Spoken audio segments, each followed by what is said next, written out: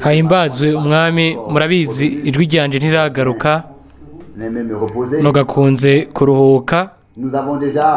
twamaze kuronka imigisha. ndizera yuko abantu bose baza kugira ngo bahezagirwe ntibakeneye kurindira iherezo ry'ikoraniro, bahezagirwa guhera ku ntango mu ikoraniro. turahezagirwa igihe twicaye n'igihe dusenga, igihe turirimba, igihe twumviriza ijambo ry'Imana. uba ari umugisha umwe inyuma y'uwundi, kandi turashobora kunezerwa n'imitima yacu yose kubera buri jambo ryose risomwa. ibyo tubikurikira twitonze cyane, tukanezerwa igihe indirimbo iririmbwe. turinjira imbere mu byumviro by'indirimbo. igihe umuntu agize ikintu avuga turinjiramo cyane. naho umugisha uba mu kugira umugabane kw'imitima yacu ku bintu biriko biraba. nimba umuntu aje mu makoraniro hanyuma akaba afise gahunda ziwe bwite, aho rero umugisha w'Imana umuca ku ruhande. ariko umuntu ari muri gahunda y'Imana azoronka imigisha myinshi, imigisha yuzuye. kandi aho gitangurira uwegera imbere wese, uwuririmba wese, ucuraranga, usenga, usoma, umuntu wese abigize nk'umugarabe mu bintu byose arahezagirwa, kandi umuntu atabigize nk'umugabane ntahezagirwa. rero ibyo rero biva ku muntu. birashoboka rimwe rimwe yuko umwe ahezagirwa mu buryo butagira igipimo, uyundi nawe agatangara. kubera iki? kubera yuko ntiyakurikira n'umutima we wose. gusa kubera yuko udakurikiye n'umutima wawe wose, rero gukurikira ibiriko biraba nibyo dutegerezwa gukora. murabizi yuko umuntu ari ku match ya football atitwaretse iby'imatch by'umukino uri kuraba ugira, iyo yicaye canke ahagaze araba ntaco bimumarira. hanyuma igihe uri ahantu kanaka utegerezwa kuja ugakurikira. nico gituma umuntu ajayo. umuntu ashaka kuja kuraba imatch yo yiterangumu aragenda abari mu mpemu y'ivyo bintu nyene, hanyuma akanezerwa kuri buri ngumu yose itanzwe. haba uwonesha wese arabinezererwa. ni nako bimeze mu makoraniro. ico shika cose turanezerwa hamwe nabo bose banezerewe, kandi usengana nabo bose basenga, tukaririmbana nabo bose baririmba. aho rero byose bicaye bitangaje, bikaba iby'ubwiza. hariho kandi umugisha ukomeye mu mitima yacu. ijambo ryasomwe rihura mu bisanzwe n'ibyo twamaze kwihwezwa ejo ku mugoroba. ni ukuvuga ko amazina yacu aranditse mu gitabo cy'ubugingo. ngomba ngaruke mu ncamake kuri icyo gisomwa, hanyuma kumbure nsome n'umurongo wo mu byahishwe Yohana. ni hano muri Luka 10 niho umwami yavuze, kandi aravugwa hano. ego iki gisomwa cyari cyiza cyane, sishaka gisubiramwo cyose. twabyumvise duhereye ku murongo wa 19. Luka dusome ku murongo wa 19, Luka 10:19. mbahaye ububasha bwo gukandagira inzoka na scorpion, n'ubwo kunesha ubushobozi bwa wa mwansi bwose, kandi nta kintu kizogira ico kibagirira na gatonya. ndizere ko iri jambo riri hano ni ijambo ry'ubushobozi cyane. igihe umwami avuze ngo ndabahaye ububasha ku bushobozi bw'umugwanizi bwose, ngo nta kibi buzobagirako. iryo ni ijambo rikomeye. abantu kenshi bagiriwe nabi kubera yuko batinye umugwanizi, kandi turabizi twese yuko rimwe na rimwe hamwe n'ibikoko, nimba utinya igikoko cyo ntikigutinya, ariko niba tuzi ibyo dushaka nabyo biradutinya. aho rero byose biradutinya. ni nako bimeze na hano naho. igihe umwami avuze ngo nabahaye ububasha bwose ku bushobozi bwose ndabahaye ubushobozi, ndabahaye ububasha ngo ku basoda b'umugwanizi bose ngo nta kintu kimwe kibi yoba kubwirira. Ni ijambo ry'ubushobozi kandi ry'igitangaza. Mbega kubera ko twogira ubwoba, ntabwo abantu bamwe busigurwa hano, ariko hari kugira icyizere cyuzuye mu mwami. Uwo yaravuze ngo nabahaye ububasha ku bushobozi bw'umugwanizi bose, mu Gifaransa ngo ni ingabo z'umugwanizi, nta kintu na kimwe kibi zizobagirira. Mbega murabyizera yuko iryo jambo rifite agaciro kuri twebwe twese uyu munsi? Amen. Ego nta nkeka bose ntibavuze amen. Ndibaza kubera iki? Kubera yuko ari ijambo ry'Imana, kandi ntidushobora gusa gukuramwo ibintu twebwe dufashe nk'aho umenga nibyo byiza mu mwanya kanaka, ariko buri jambo ryose ry'umwami ni ukuri gutunganye. Kandi twamaze gushimika ejo ku mugoroba yuko turashobora kuvuga ego kuri ibyo. Rero nimba hano handitse ngo ndabahaye ububasha, ngo murabizi, mu Gifaransa ngo murabizi ko nabahaye ububasha bwo kugendera ku nzoka na scorpion, n'ububasha bwo ku ngabo zose z'umugwanizi, kandi ngo nta kintu na kimwe kibi zizobagirira. Aho rero ibyo nabyo ni iby'ukuri, nk'uko n'andi masezerano yose ari mu byanditswe ameze. Harashobora kuba mu burebure no kuba mu bintu biciye bugufi, mu bihe bigoye n'ibyoroshe. Harashobora kuba umwijima n'umuco. Ibyo ntacyo bivuze. Ijambo ry'Imana ryo riguma rifite agaciro, kandi yahaye ububasha abantu bayo. Ubwa mbere yaduhaye ububasha bwo gucika abana b'Imana, bisigurwa ngo nabo bizera izina ryiwe. Hanyuma guhera mu mwanya aho twaronka ububasha bwo gucika abana b'Imana, aho twufise ububasha ku bushobozi bwose cyangwa ingabo z'umugwanizi, nta kibi na kimwe bizotugirira. Igihe cyose tuzogendera mu nzira z'Imana, hanyuma mu buryo bwuzuye tukagira icyizere umwami. Kandi haranditse hano muri Luka 10:20 ngo ariko ntimunezerwe nuko izo mpwemu mbi zibumvira, yamara munezerwe nuko amazina yanyu yanditse mu ijuru. Aha rero hari ikintu rero cy'ubwiza cyane cy'igitangaza. Umunezero wacu uba ari mwinshi cyane ku byo Imana yakoze, ariko impamvu nyamukuru yo kunezerwa kwacu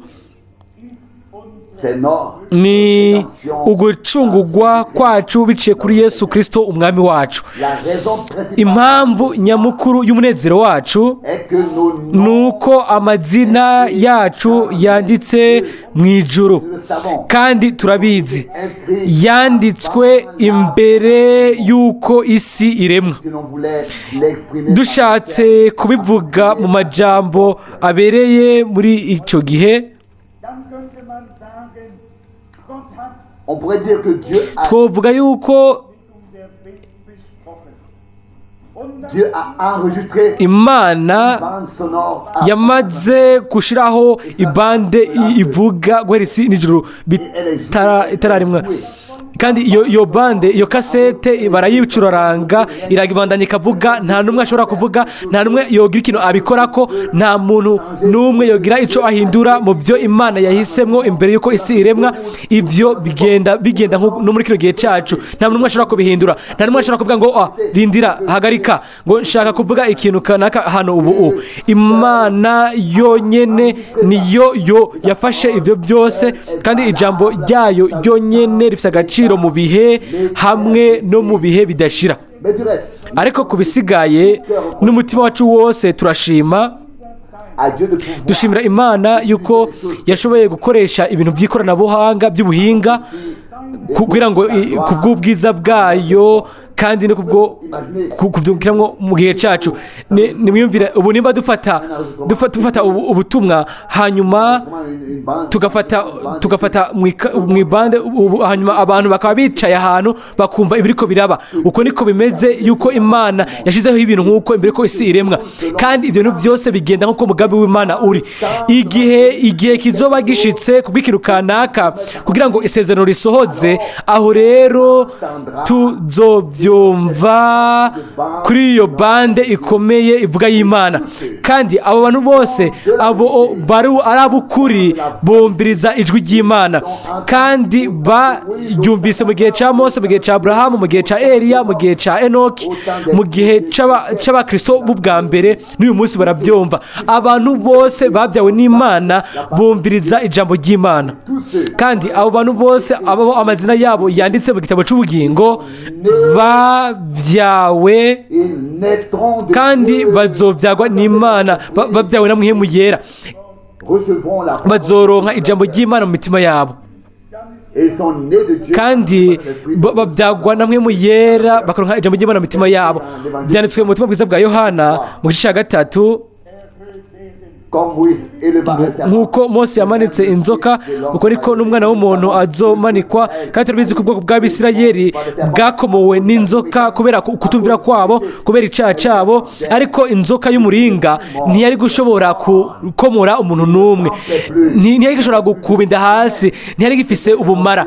Cyari ikintu gipfuye kitanyiganyiga, kandi abantu bose bitegereza ubwo rero bakabona neza yuko iyo nzoka nta kibi igishobora kutugira twese, ni ikintu gipfuye.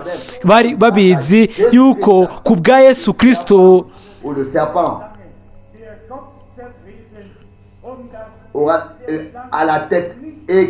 kubwa Yesu Kristo inzoka izomenwa umutwe, kandi ubumara bw'inzoka ntacyo bushobora kutugira. Nje gutuma Yesu yavuga ngo ndabaha ububasha ku bushobozi bwose bw'umugwanizi, ku ngabo zose z'umubi, kandi ngo nta kintu na kimwe kizobagirira nabi, kandi nta kintu na kimwe kizobononera.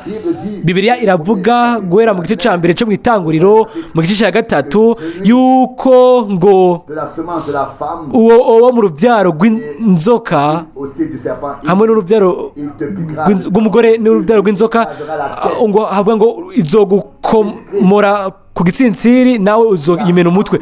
Yesu Kristo yamize uruboyi rw'urupfu biciye ku buzima cyangwa bidaciye ku buzima, kandi kubera yuko turi muri Kristo ubwo ruboyi rw'urupfu ntirugishobora kudushikira, ariko twaronse ubuzima bw'Imana ubwayo. Yesu Kristo yarashizwe hejuru, aramanikwa, kandi nk'uko nyine yamanitswe niko atankeka yuko dufise intsinzi kuri buri bushobozi bwose bw'umwijima, kandi nta nkeka yuko turi ab'Imana, kandi nta gukekeranya yuko yaduhaye ububasha kuri ubushobozi bwose bw'umugwanizi. Si twebwe duhangana n'umwansi, niwe yahanganye nawe ku bwacu. Nk'uko Dawidi na Goliyati kiriya gihe kera, ni umwe yikuye mu bantu benshi hanyuma anesha umugwanizi, umwansi, amuneshereza bose. Uko ariko Yesu Kristo umwana wa Dawidi nawe yahanganye n'umwansi. Hari hano ku isi niho habaye uguhanganira kubw'urukundo rw'abo bari hano ku isi, kandi Imana yadushize hano, kandi Imana yaduhaye intsinzi hano kubw'ubuntu, kandi nta kintu na kimwe cyoshobora kutwononera. Kubera iki mbega? Kubera yuko Imana iri ku ruhande rwacu, kandi nicyo gituma nta muntu n'umwe ashobora kutugwanya. Ni naho ukuzimu kose ko twitako, nta kintu na kimwe koshobora gukora, kubera yuko umwami ari ku ruhande rwacu. Ndanezerwa kubw'ijambo ryanditswe muri Yobu, igihe abana b'Imana bari bakoraniye imbere y'umwami, umugwanizi nawe araza, kandi umwami akamubaza ngo uvuye he, hanyuma akishura ngo nazungurutse mu isi kugira ngo ndabe ngo ndabe abana b'abantu. Hanyuma umwami arabaza ati mbega wabonye umuguraniro wanje Yobo, kuko nta muntu ameze nkawe ku isi yose. Hanyuma umwansi arishura ati yego namubonye, ati ariko arazitiriwe sishobora kumwegera. Umwami ni inkingi y'umuriro kubayo, kandi nimba dushize icizigiro cacu mu Mana, intambwe yohumagana igatembera ikaduca impande, twebwe twumviriza iby'intambwe y'umuryango wa Yuda yavuze. Ni kuvuga ngo naranesheje kandi mfise imfunguruzo z'urupfu hamwe n'iz'ikuzimu.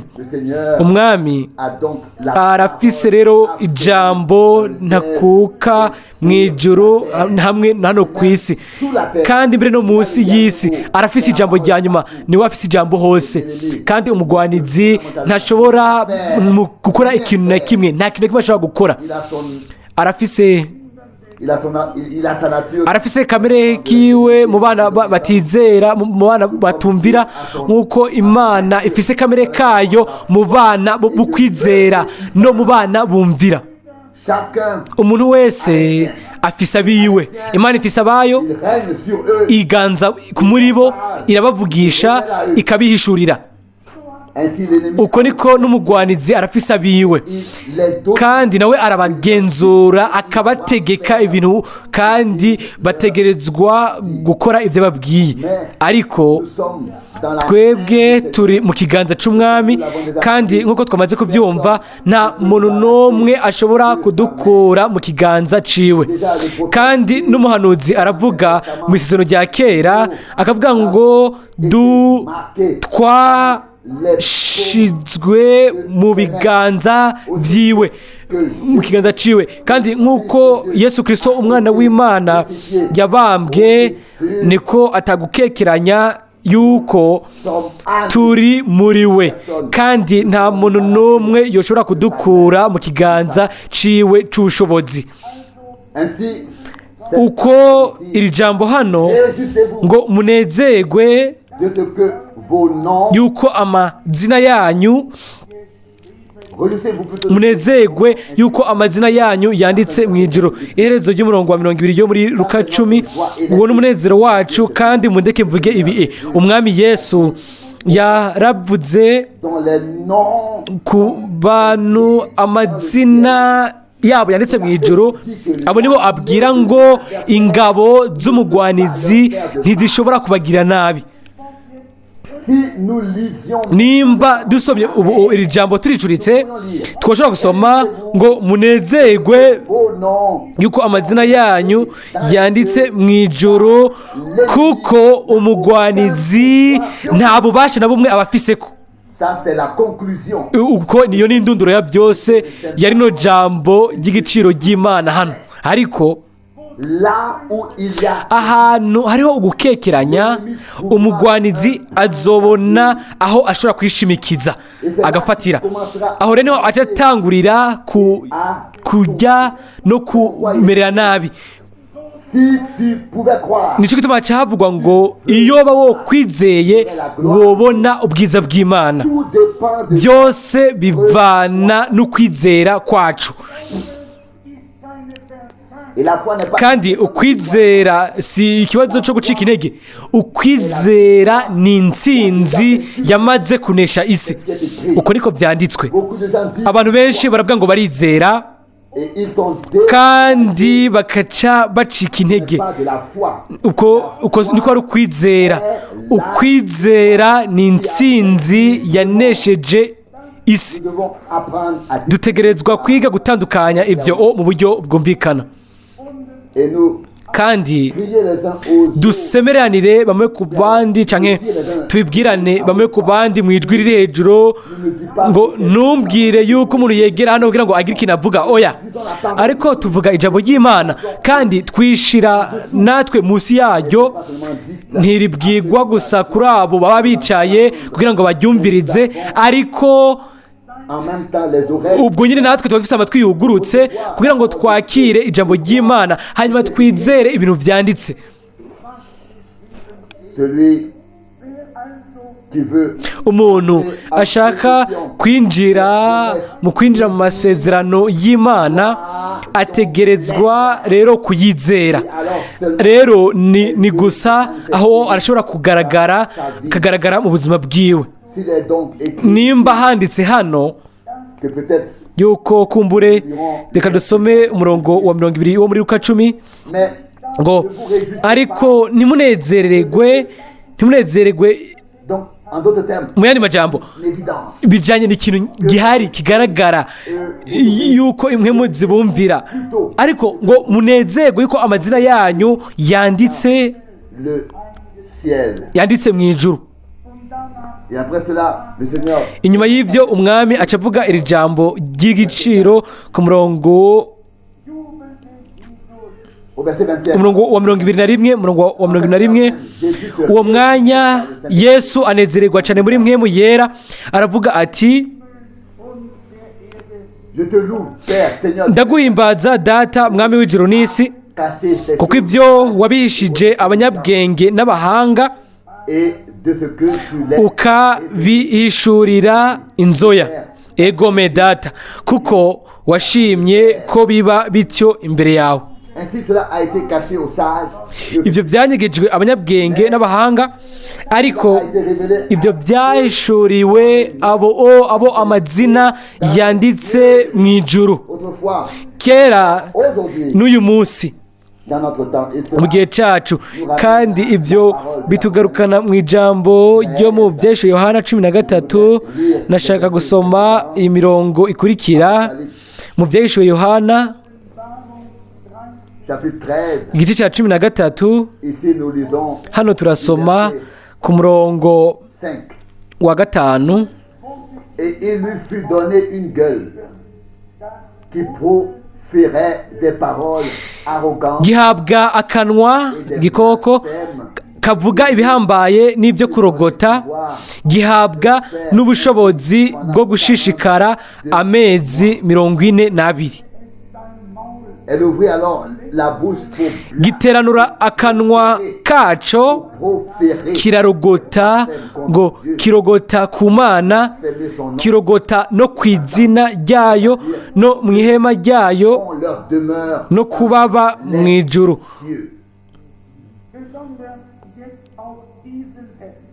Wir wissen es Particulièrement maintenant ces Mu versets. buryo budasanzwe iyi mirongo rero hano Nous savons qu'il est question turabizi yuko hano havugwa igikoko gisohoka kikiva mu kiyaga gifise imitwe indwi, gifise n'amahembe 10, et 42 Monate eingeräumt. il lui est kandi accordé un temps de 42 mois. gihawe amezi 42. Haca havugwa ngo giteranura akanwa kaco kirogota ku Mana, kirogota no ku izina ryayo no On leur demeure ku ihema ryayo dans les cieux. no kubaba mu ijuru. Maintenant, nous sommes arrivés Ubu rero twashitse parallèles. mu bibangabanganwa.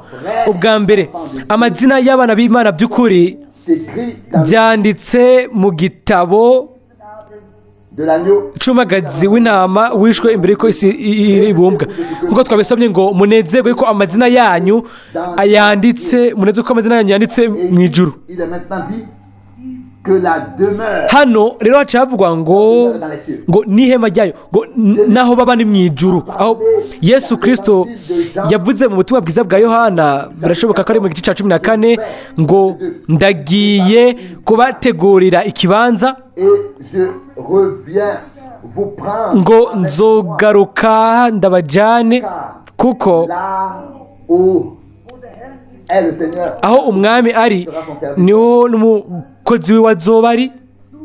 Ça c'est Jean chapitre 12. Ubu ni Yohana 12. Cette préparation Rero uko gutegurwa kwaho baba mu ijuru ni ukwabo bose abo amazina yanditse mu ijuru. mais la bête Ariko igikoko vient au pouvoir. kiza ku butegetsi kirogota ku mwami, kikarogota no n'ahaba, kikarogota On leur demande n'abo kuri abo bose baba mu ijuru.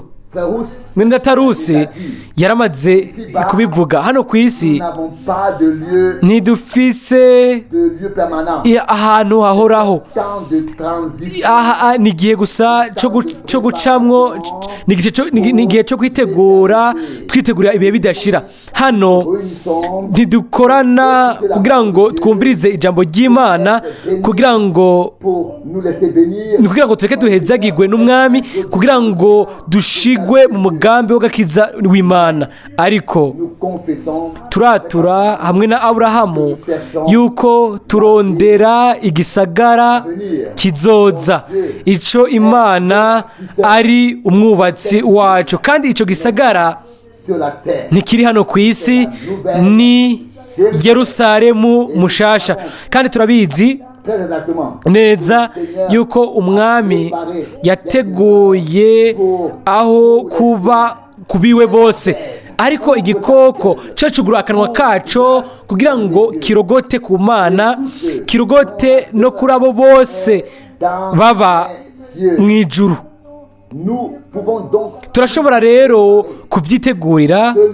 Umuntu ahumekewe niyo mwemu nyine y'abadayimoni azorogota ku Mana, azorogota ku bintu byose by'Imana, ibintu byose biva ku Mana, azorogota no kuri abo bose amazina yabo yanditse mu ijoro, aho baba ari mu ijoro. Rero hano ku isi ntidukeneye kumenyekana, ariko turazi ko tuzorogotwa ko mu buryo ubu canke ubundi kubera umwami. Kubera iki? Kubera yuko abandi bantu ntibatahura na gatoye ibyo ari byo. Hanyuma nasomye mu minsi heze ikinyamakuru ahantu, nta nkeka namwe mwarabisomye, aho babaza umuntu ibyo yumvira ku bijyanye n'utugwi. Hanyuma uwo mushakashatsi yaravuze ngo bose bafise ibyo bishira mu mutwe, ngo yuko ngo n'abantu ngo badasanzwe. Aho rero ngo ni nk'uko mushaka, ariko ukwishyira ibintu nk'ibyo ngo si ikintu kizana nk'uko gusa. Nashaka kuja ngende kure, je nshaka kwita ibyo ko ari ibyumviro gusa cyangwa ibyo umuntu yishyira mu mutwe. Shaka kuvuga yuko abana by'ukuri b'Imana bafise uburenganzira, kandi biyumva ko badasanzwe kuko byanditswe mu ijambo ry'Imana.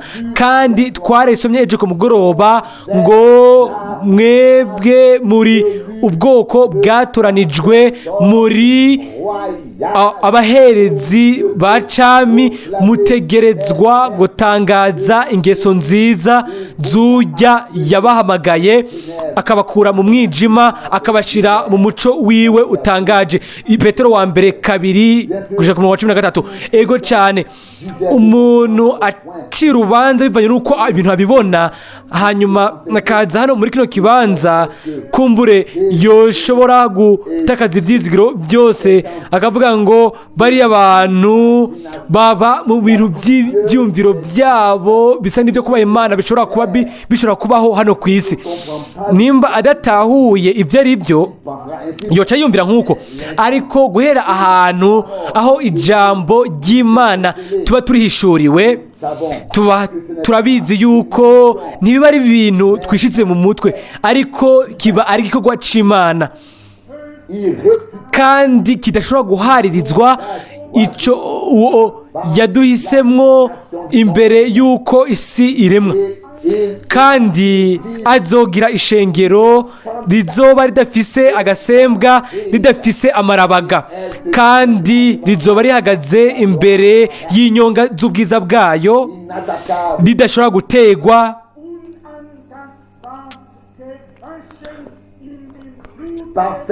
ritunganye, ridafite icyo cyagirizwa, ryogejwe mu maraso y'umwagazi w'intama, kandi ryejejwe, rizoba rifise uburenganzira bwo guma rihagaze imbere yiwe ku bw'ubuntu. Rero la pieuse ntidufise ibyo twishyiramo bisa n'ibyo kubaha imana ngo ko turi abantu badasanzwe, ariko twamenye yuko imana yashyize intego idasanzwe mu buzima bwacu, kandi iyo ntego ni intego ihoraho. auquel Dieu, muri iyo imana selon le yatugeneye kubwo ukugomba kwayo gutunganye kwayo, si twe twabishatse uko, ariko ni imana yabigenye uko nyine. nicyo gituma twebwe turabinezererwa ego mbere des prières n'amasengesho nk'uko twabivuze ejo ku mugoroba peuvent amener l'un ou l'autre arashobora kuzana umwe cyangwa uyundi agaca urubanza ko ibintu abibona muri kino, akavuga ko abibona ibintu muri kino kibanza. umuntu wese areke urubanza rw'imana ruze rumushike ko, hanyuma uzoba arenganye urubanza rw'imana ntazoronka umwanya wo gucira urubanza abandi, ariko azoza kugira ngo yifatanye n'abandi mu guhimbaza kw'abana b'imana, kandi si kugira ngo ace urubanza, kuko umuntu est sauvé. akijijwe. umwami rimwe yaravuze Si une femme a perdu un sou, ngo nimba umugore yatakaje ifaranga rimwe, ça c'est Luc 15, ni muri 15:8, ngo mbega ntazohamagara ababanyi biwe bose, ntazobasangiza umunezero afise. hano qui a été si ifaranga rimwe ryatoretse, ariko ni abantu bari barahonye bahondera mu byaha no mu bigabitanyo, hanyuma ikiganza cy'imana kirabatora, hanyuma kibasohora. il faudrait inviter byari bikwiye gutumira ubwoko bwose, twabubwira ati nimunezerwe, munezeranywe natwe, kuko étaient perdus, bari barahonye kandi barasubiye gutorwa ku bw'ubuntu bw'imana yacu, et il y a de la joie. kandi haba hariho umunezero. ego ninde uyu munsi umuntu ataye ifaranga, Les gens, hanyuma bagatumira umuntu un sou avec akabwira umuntu ngo mugabo ndaguhaye iri faranga, ndaguhaye irindi ariko mpa amahoro. mbega byari biki? umwami yafashe uturero dusanzwe, hanyuma abantu b'abanyabwenge c'est le nez. baciye babandanya baravuga ngo mbega ako gafaranga ni iki? Et quand on en a besoin, iyo tutagafise kaba gasigaye ibintu byinshi. umwami yashatse gutanga akarorero gasanzwe ku munezero wujya abasuye gutoreka, hanyuma umunezero uba uhambaye no mu ijuru, uba ari mwinshi mu ijuru, kubwo umunyabyaha wese ashoboye kwihana agarutse ku mana, kandi yagize umugabane ku iragi ryayo, yamenye imana, aho agashobora kuba rero ikintu kidasanzwe.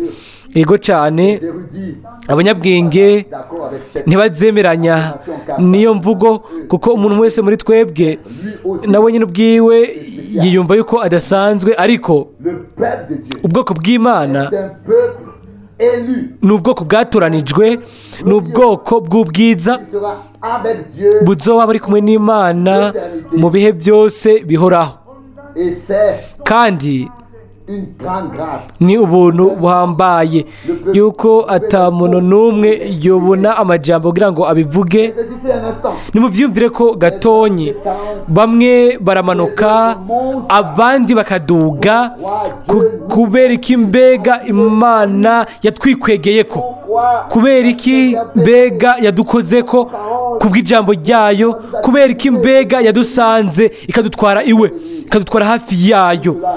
ibyo byose ni ubuntu bwayo, kandi turatura ngo twari twarahonye, ariko yaradutoye kandi yaraturonse, kandi umunezero ni urahambaye, kandi uwo munezero turashaka kuwuvuga, kandi turashaka yuko bose banezeranwa natwe. murabizi bene data n'abashiki banje, ikintu tubuze by'ukuri ni umunezero w'umwami, umunezero w'agakiza kacu, umunezero mu Mana.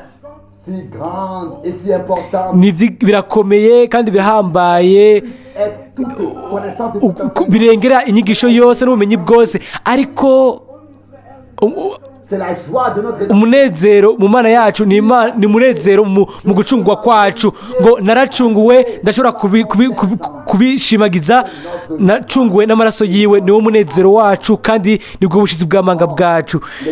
Kandi haranditswe hano la bête, ngo igikoko sa gueule, cugura akanwa kaco kugira ngo kirogote ku Mana, ariko Imana izoheraheza ukurogota no kose. Abarogota bose barashobora kubyitegurira guhera uyu munsi. Murabizi, Dieu, Imana izoheraheza ukurogota kose, byose bizofagira iherezo, ariko à la vie éternelle, ufise ubugingo budashira azobaho ibihe byose bidashira. Kandi twarabivuze mu buryo buhagije, nta muntu ashobora kubaho ibihe bidashira de posséder kiretse afise ubwo bugingo budashira. Kandi ubugingo budashira buri gusa muri Yesu Kristo, umwana w'Imana. Muri uyo harimwo ubugingo, kandi ubugingo wari umuco w'abantu. Nico gituma umuntu afise umwana w'Imana aba afise ubugingo budashira, kandi umuntu adafise umwana w'Imana ntafise ubugingo budashira. et c'est pourquoi Nico gituma Jésus-Christ Yesu Kristo, umwana w'Imana, prêchait yarigishijwe kugira ngo abantu baze kukwizera babe abagize umugabane mu bugingo budashira biciye ku buntu bw'Imana yacu. ici, Hano on blasphème contre Dieu. barogota ku Mana, bakarogota no kuri abo bose baba mu ijuru. Ici, c'est-à-dire Rero hano bisigurane kuno murongo twasomye. Ubu rero ce blasphème, uko kurogota kuze buke buke, échapper iyo bagusa twocitse tukarenga burundu iyi si, iyo bagusa ibihe bidashira twogumanye n'umwami, ntacyo bivuze icyo abantu bavuga, ntacyo bivuga ibyo batwiyumvira ko, nimba tudashobora, si nous pouvons nimba Und das können wir freimütig sagen. si nous ne pouvons être nimba tudashobora kuba mu buntu turi impande y'Imana, kandi turashobora kubivuga mu buryo bwumvikana, umwami yatuziganije mu bugwaneza bwiwe, yabanye natwe kandi yaratuvugishije. Abandi peuvent pas, ntibashobora kubinezererwa, comprennent pas. ntibabitahura, ntibabizi, ntibazi ibyo ari byo, ariko biciye ku butumwa bw'ijambo ry'Imana, umwami Révéler sa volonté yahishuye ukugomba kwayo, guhishurira ubwoko bwayo muri kino gihe. Kandi turashimira Imana yacu n'imitima yacu yose. Igihe handitse mu murongo ukurikira, canke oui, yego umurongo w'umunani twamaze, le verset 8, umurongo Yohana 13 umurongo 8, kandi abo ku isi bose bazogisenga igikoko, umuntu wese atanditswe izina mu gitabo c'ubugingo c'umwagazi w'intama yatanzwe kw'ikimazi uhereye ku kuremwa kw'isi. ceux dont les noms ne sont pas Rero écrits dans le abo amazina yabo atanditse mu gitabo c'umwagazi w'intama accepteront l'ange bazokwemera antikristo, bazokwiyumvira mbere yuko mbere ngo bahawe icubahiro kidasanzwe kuba bemeye uyo de pouvoir l'honorer kuba bamwubashe, yicaye hejuru cyane, hanyuma akemera ibyubahiro byose ibyo bashaka kumuha, mbese ko bimeze. Ariko d'un autre côté. ku rundi ruhande haranditse muri Yohana 4 umurongo wa 24 ngo Imana irondera abayisenga atari ku musozi wera canke i Yerusalemu, ariko ngo abayisengera mu mwemu, abayisengera mu mwemu kandi bakayisengera mu kuri. rero nicyo kimwe n'abo bari ku ruhande rwa antikristo baramusenga bakihuza n'ibyo ababwiye. uko niko abakristo by'ukuri nabo basenga Yesu Kristo, bagasenga umwana w'Imana, kandi ngo barasenga bagashimagiza izina ry'iwe ryera. aho niho imwemu zitandukaniriza, kandi turabizi yuko ibyitwa byose ngo ni igikorwa cy'Imana, si uko kiba igikorwa cy'Imana, ariko ahantu honyine aho Imana ishobora kudukorera ku bw'ijambo ryayo, ku bwa mwemu wayo, aho niho haba hari igikorwa nyakuri cy'Imana. aho Imana ishobora kwishura, aho ishobora kwishimagiza, ahantu Imana ishobora kuza mu burenganzira bwayo ikaronka ibyo yemerewe, igakora ibyo yemerewe muri twebwe, ibiyihimbara, aho batavuga Imana gusa, aho Imana ubwayo ishobora kuba yaje kugira ngo ubwayo ishobore kuvuga, hanyuma isohoze igikorwa cyayo kugira ngo ihezagire, ifashe, hanyuma ibane nabo bose bagiye ku ruhande rwayo.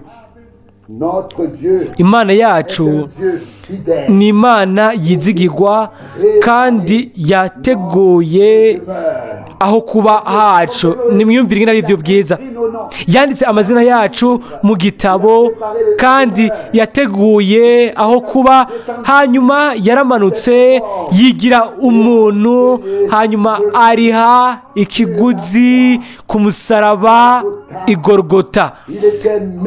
Yarasuzuguwe, aracokogwa, yafatwa nk'umuntu ataco avuze, ariko byose byarabaye ku bwacu kugira ngo umuvumo dushobore kuwukugwaho, hanyuma dushobore kuronka umugisha w'Imana ishobora byose. Bene data n'abashiki banje bakundwa, bagenzi banje, nta kundi kuntu twobigenza kiretse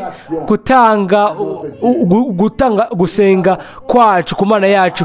Kandi turabizi dufatiye ku byanditswe byera yuko hariya hejuru hazoba impundu z'umunezero no guhimbagwa, amahaleluya azokumvikana nk'ijwi ry'amazi menshi. Mbega ninde yokwanga ko ibyo bintu byotangurira hano? Yesu ubwiwe mbega ntiyavuze ngo nzobaha amazi, nzobaha muri mwebwe, azocika isoko izodudubiza gushika mu bugingo budashira. Kandi iyo soko n'ubu iracyadudubiza, idudubiriza hano muri twebwe. Ego cyane, turashobora kuvuga yuko yaradudubije, kandi nta muntu n'umwe, ntagire umuntu n'umwe adushaburira nimba tunezerwa mu mwami.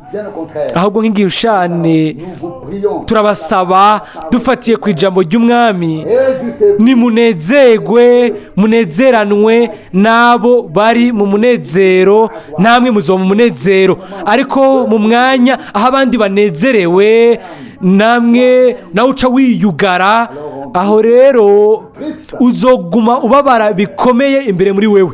Ariko nimba ugatangura kunezerwa, aho rero biba biheze kuri twebwe. Umunezero nyene w'Imana uwo uwundi muntu afise uravugwa,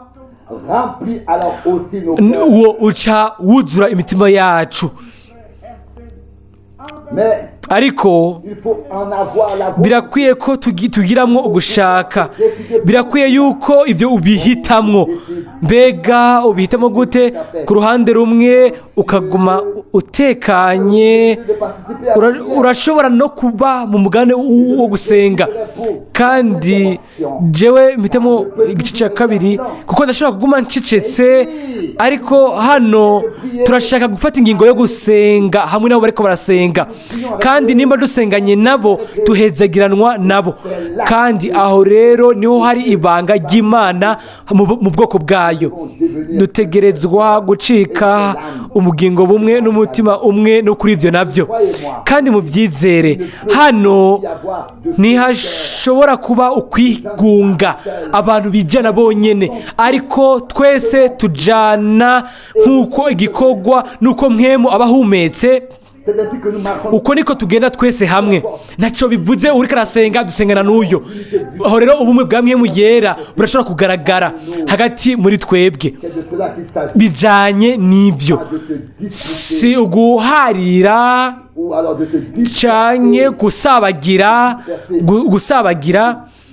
kwitandukanya, hanyuma umwe agakora ibi uyundi agakora biriya, ariko twese tugashobora guhagarara dutumbereye imbere y'Imana, hanyuma ntitube abantu b'inyakamwe, ariko dushobore kwinjira mu bwinshi bw'abana b'Imana. Kandi ahantu hose uhoraho aba yakije umuriro, dushobora gutangura kunezerwa. Aho rero n'uwo muriro umuntu wese akaka kuri uwo muriro w'Imana. Hacaba ugushima, hakaba no gushimagiza, hakaba ugusenga, hakaba ukuninahaza, hakaba n'induru y'umunezero kubwo ivyo Imana isohoje muri twebwe.